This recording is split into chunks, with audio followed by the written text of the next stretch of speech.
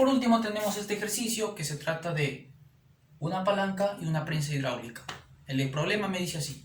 En la figura mostrada se tiene una prensa hidráulica cuyos émbolos tienen un área A1 y A2, siendo A2 igual a 20 veces A1. Determina la magnitud de la fuerza F que se debe aplicar a la palanca para mantener en equilibrio al bloque que pesa 3000 newtons. Desprecia el peso de los émbolos y de la palanca.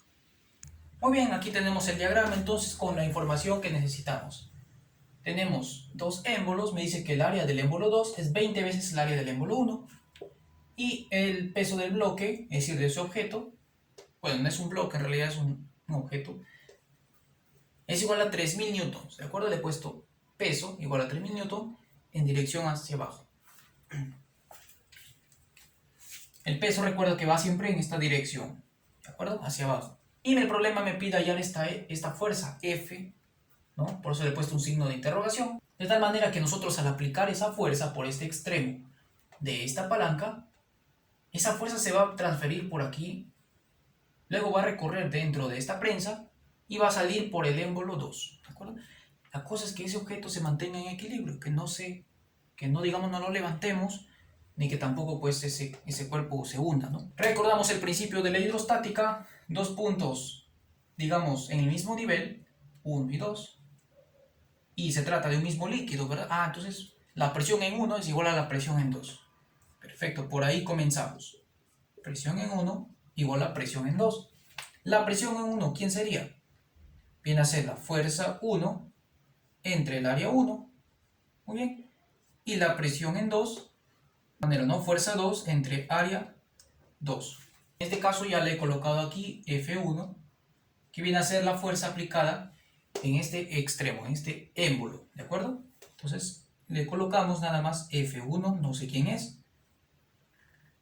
Área 1, ¿me da el valor del área 1? No, tampoco. Le coloco A1.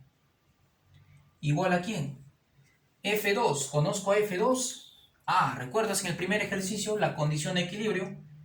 Si el peso está en esta dirección y es igual a 3000 newtons, ¿cuánto es F2?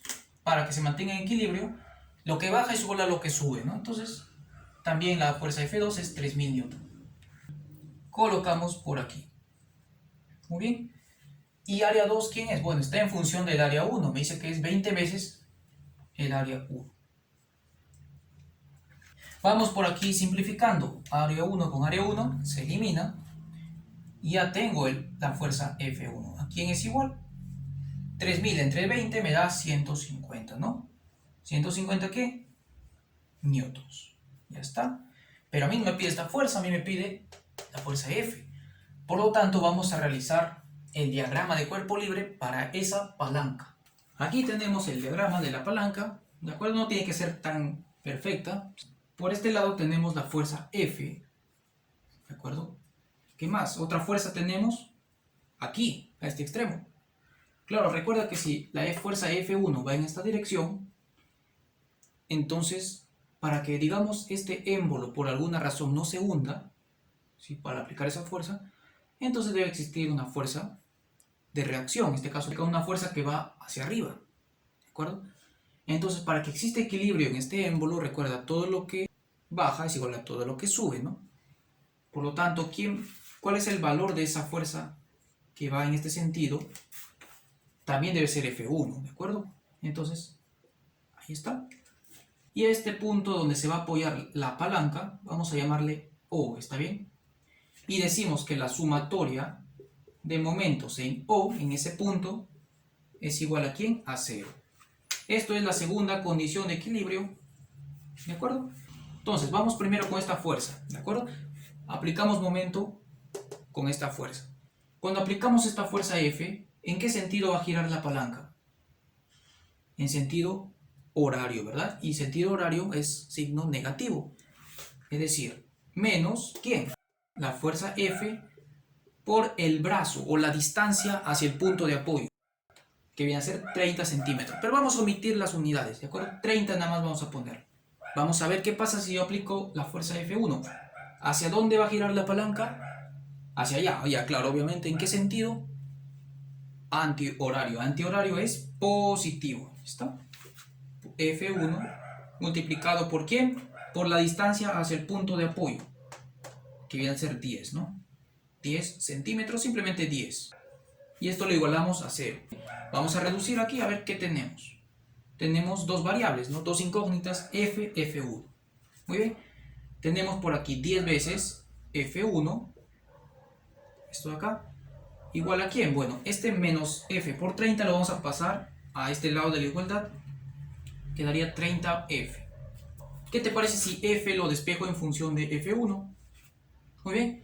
Es decir, a este 10 F1 vamos a dividirlo entre este 30 que está multiplicando a F, ¿no? Dividimos. Y aquí sacando décima y décima, tengo que F es igual a ¿quién? F1 entre 3. Con esta relación yo ya tengo el valor de F, es decir, la fuerza de aquí, ¿verdad? ¿Cuánto es el valor de F?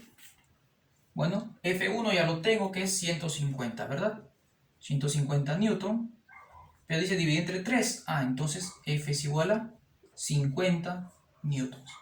Ya está la respuesta. ¿Ves? Se acabó el problema. Recuerda suscribirte, dale like y compártelo con quien crees tú que necesite reforzar estos temas. Nos vemos en un próximo video aquí en Jerix 360. Bye.